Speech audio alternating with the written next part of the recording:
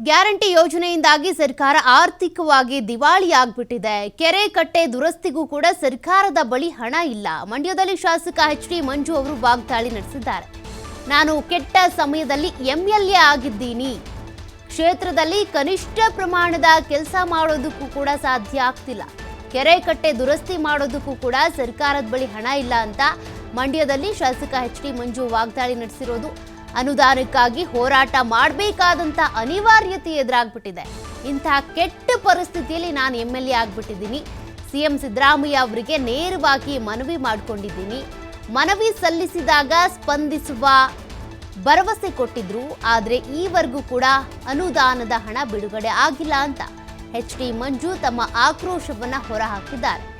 ನನ್ನ ಕ್ಷೇತ್ರಕ್ಕೆ ಅನುದಾನ ತರೋದಕ್ಕಾಗ್ತಿಲ್ಲ, ಕೆರೆ ಕಟ್ಟೆ ದುರಸ್ತಿ ಮಾಡೋದಕ್ಕಾಗ್ತಿಲ್ಲ ಅಂತ ಬೇಸರ ಹೊರಹಾಕಿದ್ದಾರೆ. ನಮ್ಮ ಕ್ಷೇತ್ರದ ಅಭಿವೃದ್ಧಿಗೆ ಪೂರಕವಾಗುತ್ತದೆ.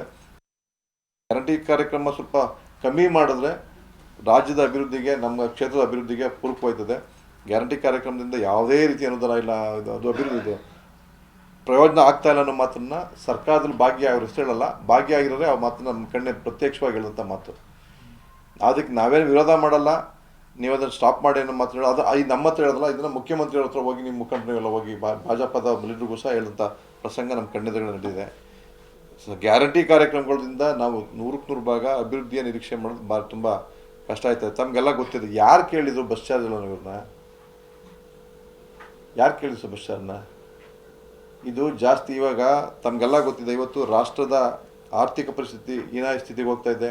ತಲಾದಾಯ ಕಮ್ಮಿ ಆಯ್ತಾ ಇದೆ, ರಾಷ್ಟ್ರೀಯ ಆದಾಯ ಕಮ್ಮಿ ಆಯ್ತಾ ಇದೆ, ಜೀವನ ಮಟ್ಟ ಕುಗ್ತಾ ಇದೆ, ನಿರುದ್ಯೋಗ ಸಮಸ್ಯೆ ಜಾಸ್ತಿ ಆಯ್ತಾ ಇದೆ, ಸೋಂಬೇರಿಗಳು ಜಾಸ್ತಿ ಆಯ್ತಾವ್ರೆ.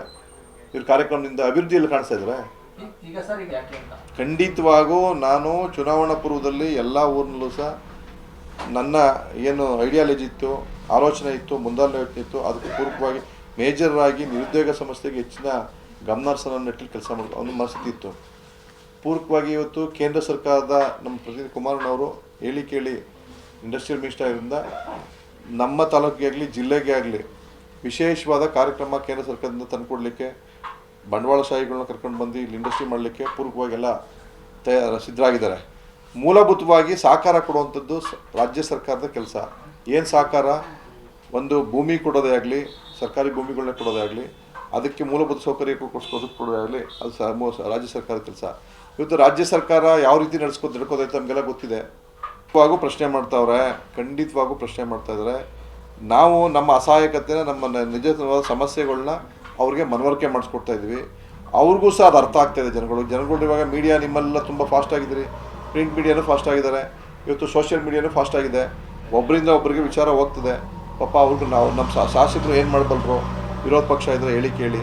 ಜೊತೆಗೆ ಸರ್ಕಾರಿ ಗ್ಯಾರಂಟಿ ಕಾರ್ಯಕ್ರಮಗಳಿಂದ ರೂಲಿಂಗ್ ಪಾರ್ಟಿ ಎಮ್ ಎಲ್ ಎಗಳು ನಿಮಗೆಲ್ಲ ಹಾಗೆ ಅವ್ರು ನೋಡಿದ್ದು ಮಾತಾಡಿದ್ರಿ. ಎಲ್ಲ ಒಂದು ಕಡೆ ಬಾಬಣ್ಣ ಕ್ಷೇತ್ರದಲ್ಲೂ ಇದು ನಮ್ಮ ಶ್ರೀರಂಗಪಟ್ಟಣದಲ್ಲೇ ಇದು ರಸ್ತೆಗೆ ನಾಟಿ ನೆಡ್ತಾರ ಪ್ರಸಂಗನೂ ಸಹ ನೋಡಿದ್ದೀರಿ. ಇವೆಲ್ಲ ಬಹುತೇಕ ಕಾರ್ಯಕ್ರಮಗಳು ಅವರೊಬ್ಬರು ಅಷ್ಟೇ ಅಲ್ಲ, ಅನೇಕ ಶಾಸಕರು ಈ ಗ್ಯಾರಂಟಿ ಕಾರ್ಯಕ್ರಮಗಳು ಬಂದು ಕ್ಷೇತ್ರಕ್ಕೆ ಅನುದಾನ ಕೊಡೋದ್ರ ವಿಚಾರ ಕಾಂಗ್ರೆಸ್ ಎಮ್ ಎಲ್ ಎಗಳನ್ನ ವಿರೋಧ ಮಾಡ್ತಿರ್ತಾವೆ, ಅವರು ಸಹ ಗಮನಿಸಿದ್ದಾರೆ. ನನ್ನ ನಿಜವಾದ ಸಮಸ್ಯೆ ಅರ್ಥ ಮಾಡ್ಕೋತಾ ಇದ್ದಾರೆ. ಇದು ಗ್ಯಾರಂಟಿ ಕಾರ್ಯಕ್ರಮಗಳನ್ನ ಕೊಡಲಿ ಬೇಡ ಅಂತಲ್ಲ, ಯಾವುದು ಅವಶ್ಯಕತೆ ಇದೆ ಅನ್ನೋ ಬಗ್ಗೆ ನಾವೇನು ಅದಕ್ಕೆ ವಿರೋಧ ಮಾಡಿಲ್ಲ. ಅವಶ್ಯಕತೆ ಎಲ್ಲಿ ನಿಜವಾದ ಕಡುಬಡವರಿದ್ದಾರೆ ಅವ್ರಿಗೆ ಅವಕಾಶ ಮಾಡಿಕೊಡ್ಲಿ. ಬೇರೆ ಭಾಗ್ಯಗಳನ್ನ, ಅನಾವಶ್ಯಕವಾದ ಭಾಗ್ಯಗಳನ್ನ ನನಗೇನು ಅವಶ್ಯಕತೆ ಯಾರೂ ಏನು ಕೇಳಿರಲಿಲ್ಲ. ಇವರು ಚುನಾವಣೆ ಗೆಲ್ಲಲಿಕ್ಕೆ ಮಾಡಿಕೊಂಡು ಇವತ್ತು ಚುನಾವಣೆ ಗೆದ್ದಿದ್ದಾರೆ. ಬಟ್ ಆರ್ಥಿಕ ಪರಿಸ್ಥಿತಿ ಹೀನಾಯ ಸ್ಥಿತಿಗೆ ಹೋಗಿದೆ. ಅಭಿವೃದ್ಧಿ ಅಂತೂ ಕೇಳಂಗೇ ಇಲ್ಲ, ಇಂಥ ಪರಿಸ್ಥಿತಿ ಆಗಿದೆ. ಗ್ಯಾರಂಟಿ ಕಾರ್ಯಕ್ರಮ ಸ್ವಲ್ಪ ಕಮ್ಮಿ ಮಾಡಿ